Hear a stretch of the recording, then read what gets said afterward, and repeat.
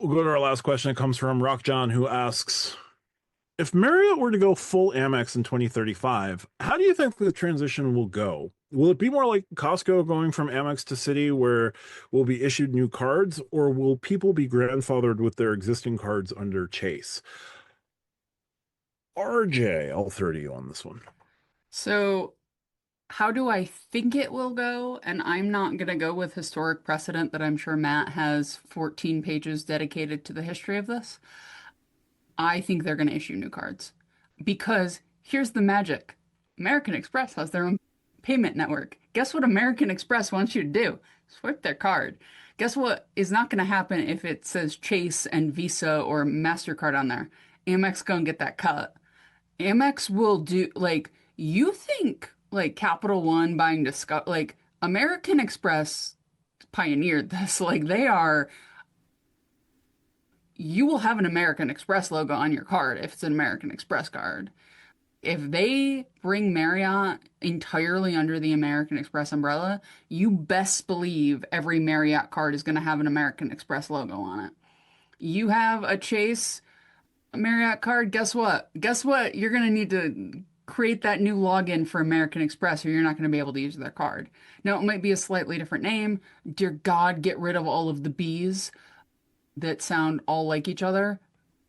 Simplify the lineup, that'd be great. But no, American Express with their payment processing network and who American Express is as a company is no way in hell going to let Visa, MasterCard, Discover, those are really the only four, so I'm running out of I can't go full Matt on this.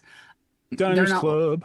yeah, Diners Club, Knights of Columbus, I don't know. Like they're not letting anybody else get a cut of what is theirs. They simply there are some things Amex will bend on.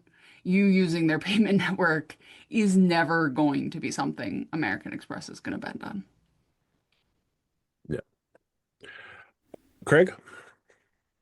I agree with RJ. However, from a different point of view, we've seen it in, and I will say, most of us in the credit card game right now probably remember this, but for those of us that are younger or just new to the game, Hilton was not always an American Express card, right?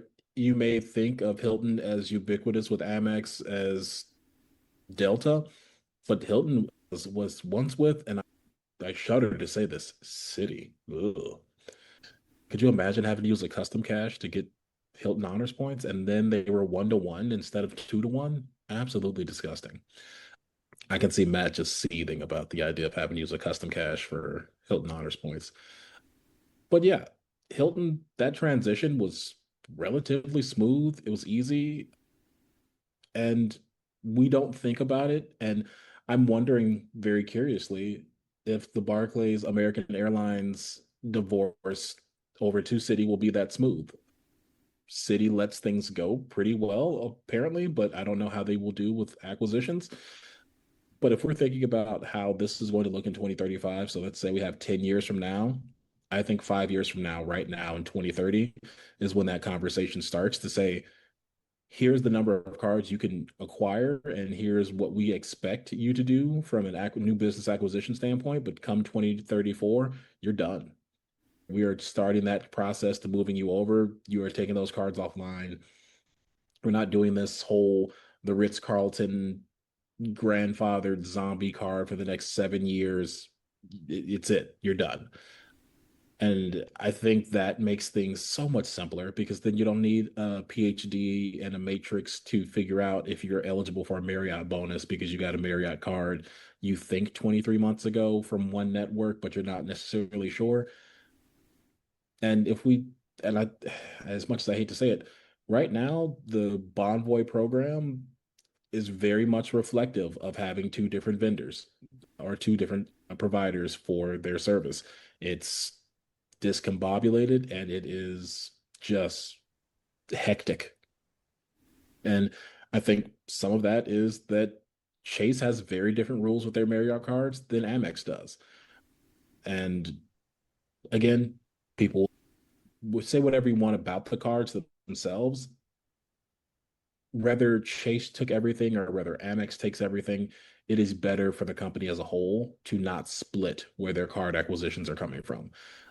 And especially when you have two networks that just do not play well together, it's one thing to say, hey, all of our cards are Visas or all of our cards are MasterCards, but you've got, and I don't know what the breakdown of the portfolio is, but let's say 40% are coming out of Chase and you have another 60% of those cards coming out of Amex. Those networks don't communicate, and I can all but guarantee Amex doesn't want to tell Chase what people are spending their money on these Marriott cards. So No. I think it would be a good move. I'm not certain if Amex has, and granted, Chase is the biggest bank in the US, so they obviously have some weight to throw around for a new vendor or for a vendor to be their own specific co-brand card. But Amex, I can give you more money, more cut. I can tell you what people are swiping these cards for, and we can figure out how to get them to spend more money. And I think both of them have the opportunity to do that for two very different reasons. But I think Marriott will more than likely try to simplify. I know a rare W of Marriott trying to think about the customers, but in the guise of just making more money. So, yeah, I think that this is a complete and total acquisition. We won't see any more zombie cards. Come back and fact check me in 10 years, but I think that we will be pleasantly surprised about how smooth of a transition that we will see there. Also, Amex and Visa code things differently. So you go to one place and it'll code one way on Amex. You go to another place, it'll code another way on Visa. That's not great when you have some overlapping categories between cards. So, not great. And like, neither side is going to be like, oh, this is how you code, we'll cop. No, they're like, this is how we code, you code that way. Nuts to you. No. So I'm going to go out on the limb and say I don't think it's if, I think it's when. Right now, like Chase would love to keep the business with Marriott. I'm certain they would do anything and everything they could. They lost the battle when it became the official stance that only American Express gets the top end card. Yes, Chase has been adding an ungodly number of Ritz-Carlton card memberships over the last, I'll say about three, pretty much since the pandemic. It became this secret card all over the place, whether it was the internet or the internet or again, the internet, talking about the secret Marriott card that gets you into all the lounges, but literally does basically nothing else.